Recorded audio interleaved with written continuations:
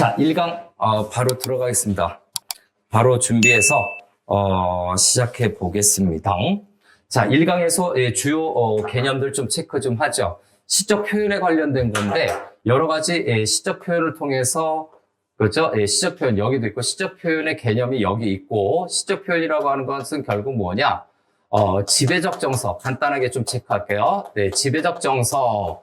시에서의 주제는 바로 지배적 정서입니다. 지배적 정서를 효과적으로 표현하기 위한 거야. 즉 너희들이 이배수 수특에서 표현법을 본다라고 하는 것은 주제 찾는 거랑 똑같다라고 생각하면 됩니다. 효과적으로 표현하려는 목적으로 시적 표현이 사용이 되고 있습니다. 그리고 요 옆쪽으로 하면 형상화죠. 매년 이배수 수특에서 형상화 문제는 기본적으로 물어보고 그 다음에 실제 수능에서도 형상에 관련된 것을 시에서 반드시 물어봅니다. 올해도 나와요. 개념은 갖고 있어야 된다. 그래서 분명한 형체로 나타나지 않은 것이죠. 이것은 원관념이에요. 추상적인 것. 조금 전에 봤었던 사랑이라든가 평화 또는 뭡니까? 슬픔, 고통 이런 것이죠. 그걸 어떻게 됩니까? 구체적이고 실감나게 표현하는 거죠. 이것은 보조관념입니다. 보조관념은 뭐예요? 알거나 감각적으로 알 수 있는 것이죠. 그래서 구체적으로 형상화된 것은 추상적인 대상을 표현을 이렇게 봐야 되죠. 네, 추상적 대상의 구체적 형상화입니다. 다시 한번 추상적 대상의 구체적 형상화가 이루어지는 건데 추상적인 대상은 원관념이자 관념적인 것, 구체적 형상화는 감각적인 거죠. 감각적이고 물질적이다, 현실적이다. 그래서 감각적, 물질적인 것으로 나타낸 것으로 체크하면 돼요. 끝.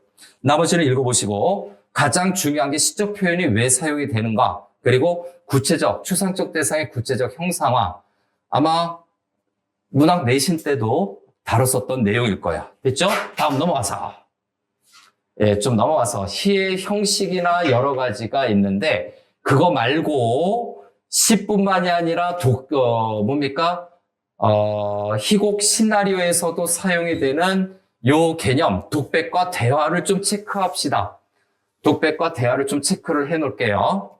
그래서 독백은 화자가 자신을 청자로 삼아 하는 말이다 라고 하는 거죠. 별표 치고 개념 장착하시기 바랍니다. 다시 한번.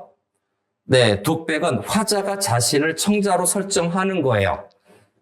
조금 더 부연 필기가 있을 겁니다. 그 다음에 대화는 어떻게 된다고? 대화는 청자를 향해서 하는 말이다 라고 되어 있죠. 이 중에서 대화를 좀 체크해 보려고 합니다. 대화라고 하는 것은 청자가 분명히 있는데 첫 번째 어떤 방식이 있다? 대화예요, 대화. 대화에서는 말을 건네는 방식이 하나가 있고 또 하나는 뭡니까? 말을 주고받는 방식이죠. 주고받는 방식 이렇게도 표현이 됩니다. 요거는 좀 개념 장착을 해야 돼요. 말을 건네는 방식은 뭐가 되느냐? 네, 화자만 말하는 것은 독백과 똑같습니다. 청자도 참여를 하고 있지만 청자는 듣기만 하는 거죠. 말을 주고받는 방식은 화자와 청자가 모두 말을 하는 표현이 있는 거예요. 모두 말을 한다라는 걸로 이해하면 되죠. 대화는 화자만 이야기하는 대화, 화자와 청자가 둘 다 말을 섞는 대화 두 가지가 있다라는 것을 알아둡시다. 그죠? 그래서 대화 형식인데 좀 조심해야 될 건 뭐냐? 여기에 보니까 상대방을 설정하고 하는 질문, 명령, 부탁, 위로, 격려 등의 말, 그 다음에 뭐뭐입니다의 높임말 1번, 2번으로 갈까요? 1번도 대화, 요 2번이 좀 못생겼네요. 2번도 대화에 해당이 된다라는 거 알아둡시다. 말을 건네는 방식과 말을 주고받는 방식으로 표현을 할 수가 있다. 자, 됐죠? 일각에 대한 간단한 개념, 요 정도는 알아둬야 된다. 즉, 너희들이 기대하는 아예 처음부터의 개념어들은 안 집어넣었다. 물론 있긴 있지만 너희들이 공부를 해야 되는 부분이고 이걸 좀 알아두고 다음으로 넘어가서 1강으로 넘어가시죠. 박두진의 해입니다. 박두진의 해인데 조금 전에 본 것처럼 추상적 대상의 구체적인 형상화라든가 또는 여러 가지 시적 표현 방식을 바탕으로 해서 주제를 파악해야 되는 거예요. 그런데 여러 가지 표현법, 우리 수능을 대비해서라도 처음에 한 번에 그냥 다 해서 끝내는 걸로 들어가 버릴 겁니다. 자, 해부터 시작을 하지요. 자, 여기서 해야 소사라라고 하는 부분이 있죠. 여기서부터 여기까지 명령형이네요. 해야 소사라 A, 해야 소사라 말갛게 씻은 얼굴, 고운 해야 소사라 AABA 전통적인 구조가 담겨져 있습니다. 당연히 해를 강조하겠지. 그럼 해가 무슨 의미인지 이때 체크하면 돼요. 여기에서 해라고 하는 것은 밝음의 상징입니다. 그래서 내신형으로 보자면 밝음, 광명. 우리 고3들은 내신도 보니까 좀 겸해서 할게요. 밝음. 이 밝음이 광명이라는 뜻이에요. 다음 두 번째, 이 해야라고 하는 것은 미래, 내재적인 의미로 볼 때 희망, 또는 바라고 있는 희망 또는 소망이라고 표현할 수가 있고, 세 번째 하나만 더 같죠. 이것을 현실적으로 놓고 보자면 이건 조국의 광복을 상징하는 표현으로도 볼 수가 있습니다. 됐죠? 자, 해야 소사라 라고 하는 거죠. 해야라고 하는 건데 이 해야라고 여기서 하니까 사용된 표현법 좀 볼까요? 부르는 거니까 돈호법. 그렇죠? 야야야야 이렇게 하니까 다음 그죠? 네. 그 다음에 여기 말갛게 씻은 얼굴이니까 해가 말갛게 씻은 얼굴인가요? 말갛게 씻은 얼굴은 의인법. 그래서 이 부분에 어느 정도 주제는 집약되어 있다. 사람처럼 불렀어요. 그 다음에 말갛게 씻었대요. 의인법까지 봐서 그죠? 그 다음 소사라라고 하는 요 부분이 있죠. 저 앞에도 있지만 요거는 명령형 어미를 사용하고 있죠. 명령형 어미를 사용하고 있습니다. 그러면 여기서 질문, 여기서 시적 화자는 대화체로 표현된 거니 이거? 표현된 거예요. 대화체로 표현된 것 중에서 뭐에 해당이 된다고? 해가 말을 합니까? 해가 말을 안 하죠. 그래서 말을 건네는 방식의 대화야. 이걸 독백으로 착각하는 사람이 있더라고. 시적 청자는 해입니다. 의인법이죠. 의인법으로 사용된 대상은 시적 청자가 돼요. 그래서 여기에서 조금 더 들어갑시다. 고3이나 N수생답게 요거는 네, 시적 청자로 가능하고요. 듣는 사람 가능하다. 대화를 하는 대상으로 적절하다라고 보는 거고, 그래서 요거 대화체가 되는 거고, 더 구체적인 건 뭐라고? 독백이 아니라 대화예요. 말을 건네는 방식이다. 화자만 말을 하는 말을 건네는 방식에 해당이 돼. 언뜻 보면 이거 독백체로 느껴지거든. 아니야, 대화야. 말을 건네는 방식도 대화가 된다라고 봐야 되지요. 자, 산 넘어서 어둠을 살라먹고, 산 넘어서 밤새도록 어둠을 살라먹고 하는 부분에서도 뭡니까? 반복 표현이 나타나고 있죠. 그래서 여기에서 이미 반복은 운율이에요. 어둠을 살라먹고 해서 요 산 넘어 요 부분에서 반복적인 표현을 통해서 당연히 운율감을 형성하고 있는 것은 알 수 있어요. 산 넘어에서 반복적인 구조. 됐죠? 네, 반복적인 구조. 아이고, 그죠? 됐나요? 그 다음에 이글이글, 맷된 얼굴, 앳된 얼굴, 고운해야 소사라 해서 이글이글은 의태어입니다. 음성상징어, 의태어고, 앳된 얼굴, 요것도 체크 들어갑시다. 애기 같은 얼굴이라고 얘기하고 있죠. 여기에서 첫 번째 뭐가 나타난다고? 네, 순수함이 나타나고 있고, 다시 한번 얘기하지만 요거 해에 대해서 어떻게 한다고요? 의인법 사용하고 있다. 표현법을 일단 좀 찾아봤습니다. 표현법을 찾아봤어요. 이런 표현법들이 있구나. 다시, 이런 표현법들이 있구나.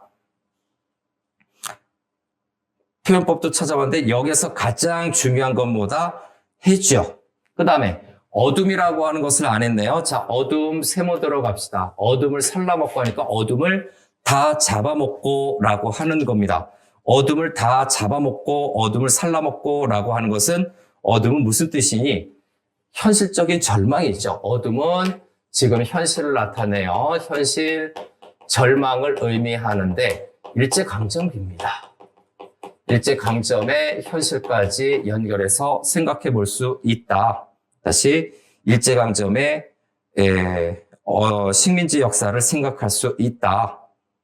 그래서 요 1년에서 나타나는 거죠. 1년을 좀 너무 많이 썼네요. 그래서 1년에서 나타나는 내용은 뭐냐? 1년에서 나타나는 내용은 어떤 새로운 희망에 대해서 이야기를 하고 있어요. 너무 거창한 문장을 쓰지는 않겠습니다. 즉 새로운 희망에 대해서 이야기를 하고 있죠. 그렇죠? 새로운 희망에 대해서 이야기를 하고 있다. 그 다음에 여기가 2연이에요. 예, 좀 많이 써서 2연으로 들어가시죠. 달밤이 싫답니다. 그래서 달밤이라는 것은 저 어둠과 마찬가지로 달밤, 부정적 현실이 있죠. 싫다라고 얘기했으니까 당연히 부정적 현실, 일제강점기입니다. 그 다음 여기도 보면 달밤이 싫어, 눈물 같은 골짜기에 달밤이 싫어 라고 하는 거죠. AABA예요. 부정적 현실은 방금 본 것처럼 일제강점기죠.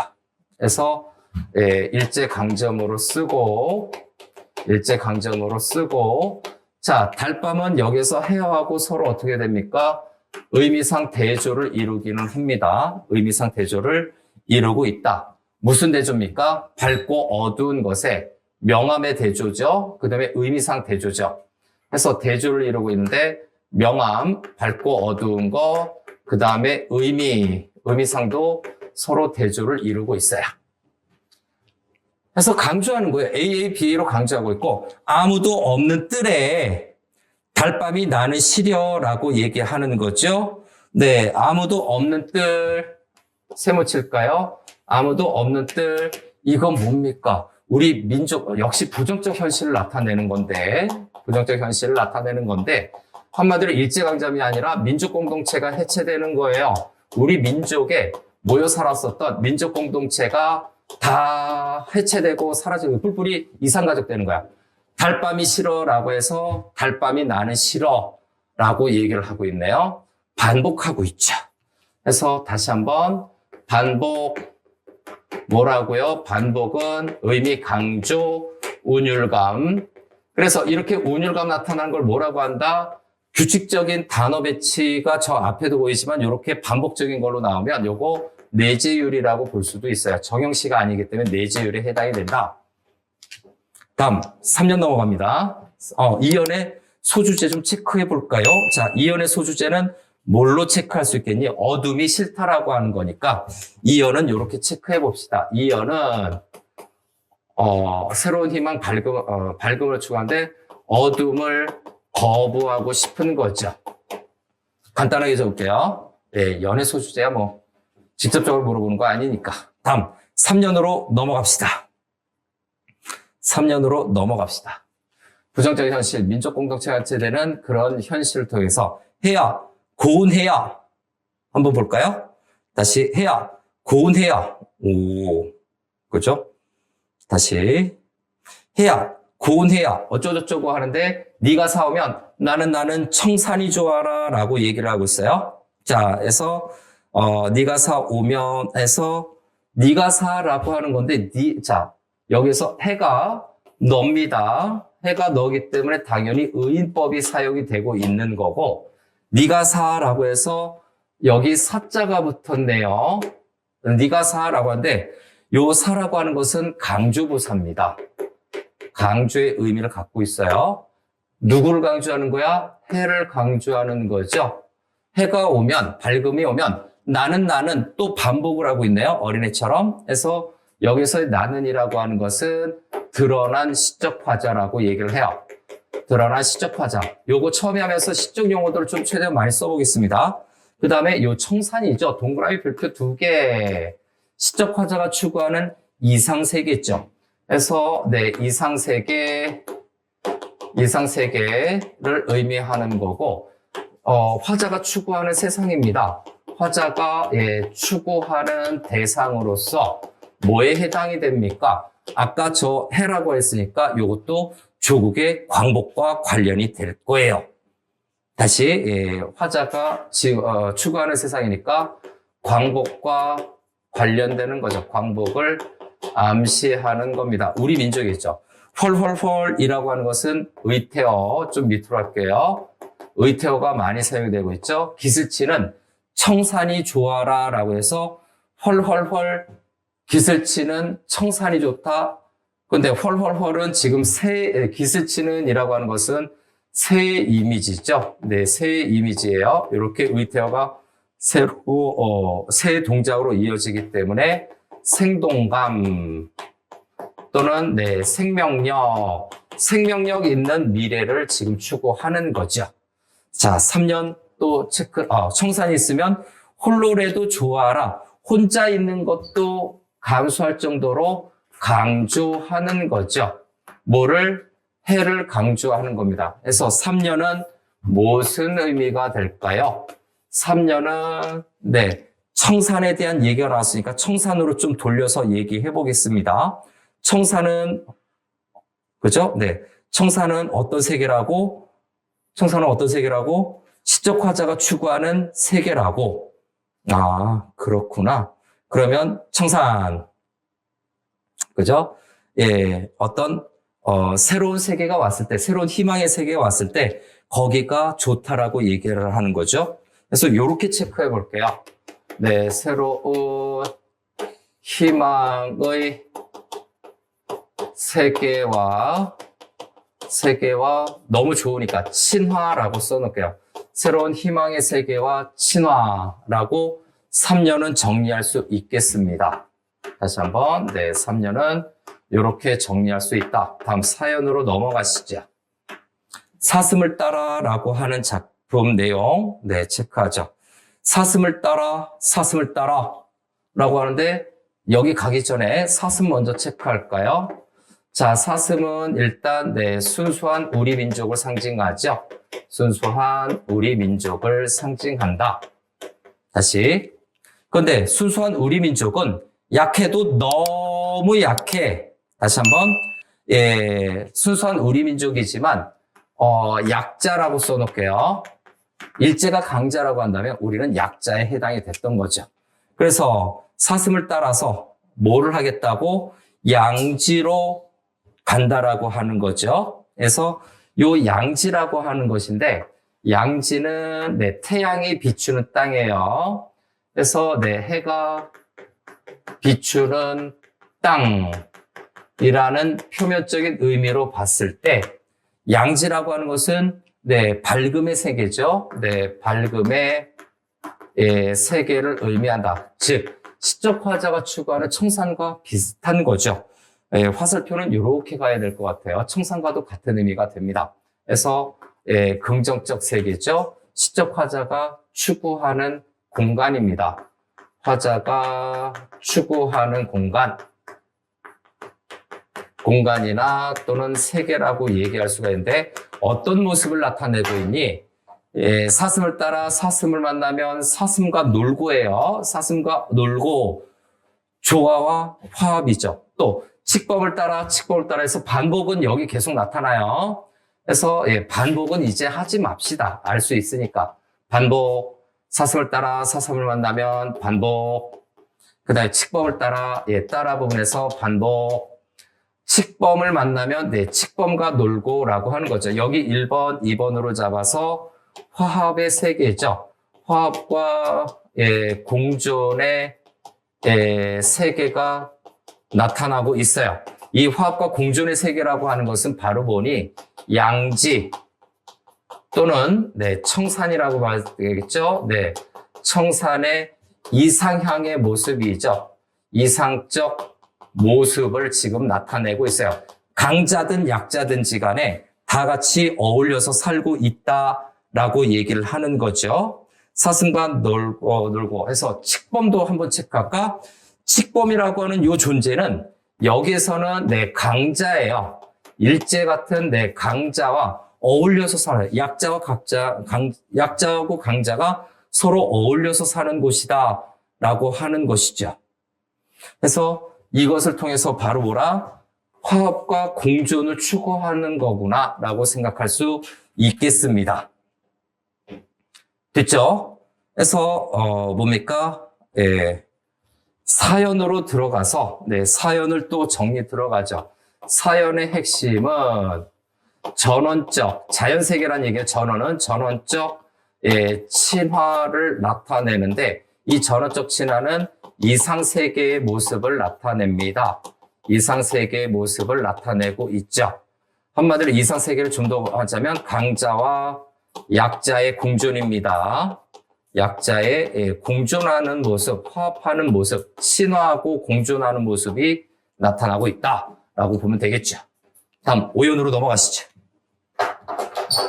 이제 마지막 연이죠. 네, 마지막 오연으로 넘어갑시다. 좀 꼼꼼히 하는 이유가 시 독해에서 어려움이 있으니까 이렇게 여유 있을 때 좀 체크 이렇게 해보는 것도 괜찮아요. 처음만 이렇게 좀 해보는 거예요. 자, 해야 구내야 소사라 앞에 있으니까 이제 좀 됐고 꿈이 아니래도 너를 만나면 꽃도 새도 짐승도 한 자리에 앉아. 이제 앞에서 어느 정도 봤기 때문에 한 자리에 앉아입니다. 그래서 너를 만나면서 너는 누구라고 합니다. 그래서 의인법이죠. 의인법, 원관념은 누구다 합니다. 이렇게 연결하시죠. 그 다음 꽃도 새들도 한 자리에 앉아서 한 자리에 앉아 요거는 뭐라고? 앞에서 얘기했었던 공존과 화합인데 좀 말을 바꿔볼까요? 이거는 평등과 평화라고 체크할게요. 평화와 평등이라고 볼 수가 있죠. 강자든 약자든 평화, 평등. 이상세계의 모습이 있지요. 그래서 평화, 평등은 다시 한번 얘기하지만 이상세계의 모습을 나타내고 있다. 다시 이상세계의 모습을 나타내고 있다. 그 다음 워이 하는 거죠. 워이 앞에서는 의태어를 많이 썼는데 여기에서는 의성어를 사용하고 있어요. 음성상징어 사용하고 있는 겁니다. 의성어, 의태어 다 음성상징어라고 얘기를 해요. 음성상징어, 감각적 표현에 해당이 되는 겁니다. 모두 불러 한 자리에 앉아 애띠고 고운 날에서 애떼고 고운 날 체크 들어갈까요?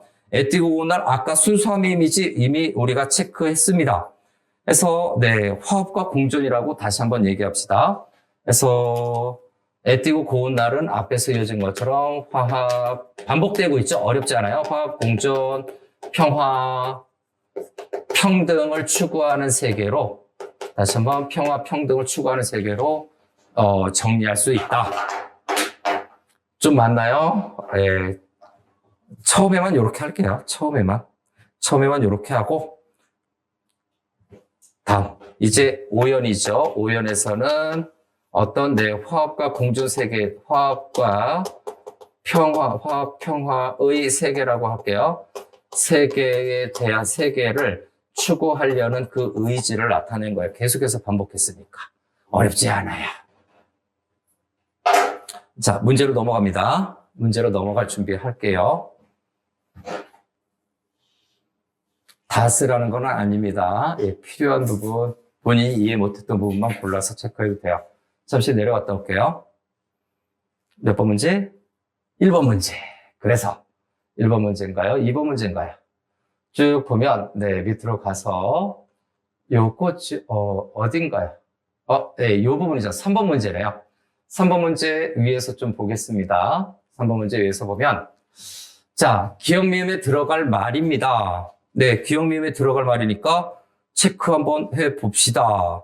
우리 앞부분에서 정리했던 내용이 있으니까 이 작품에서는 자, 여기 좀 지워서 좀 볼게요. 요 칸에만 좀 써놓겠습니다. 나머지를 좀, 이렇게 놔두고, 여기서 쓰죠. 자, 밝음의 이미지라고 돼 있어. 딱 보면 보기에서 힌트를 얻어야 돼요. 밝음의 이미지를 가진 것은 바로 해이지요. 그래서 해고요. 자, 이미지와 어둠의 이미지죠. 어둠의 이미지니까 어둠은 직접 쓸 수가 없겠네. 어둠의 이미지, 빛의 이미지니까 여기는 달밤입니다. 그렇죠? 뒤에 있는 키워드를 바탕으로 해서 짐작을 해라. 서로 대립을 이룬다, 대조를 이룬다. 오케이. 또한 밝음이 지배하는 공간이 어디라고? 청산이잖아요. 가장 대표적인 것이. 그죠? 그래서 네, 청산은 대비가 되는 거죠. 청산이 대비가 되니까 공간적인 것을 따져야 돼요. 여기 뭐가 들어가야 돼? 공간이 들어가야 돼요. 맞나요? 여기도 공간이 들어가야 돼요. 왜? 이 청산도 공간이라고 얘기를 하고 있으니까. 그죠? 그래서 뭐가 있어요? 처음에 눈물 같은 골짜기. 그죠? 눈물 같은 직유법으로 골짜기. 골짜기 공간 맞죠? 그 다음에 또 하나의 공간이 있어요. 뭐예요? 아무도 없는 뜰. 뜰이잖아요. 근데 아무도 없으니까 부정적인 거죠. 아무도 없는 뜰과 대비돼서 평화와 공존이 구현된 상징적인 장소, 강자와 약자가 어울려서 사는 상징적인 장소로 표현이 됐다라고 정리할 수 있죠. 됐나요? 마무리하겠습니다.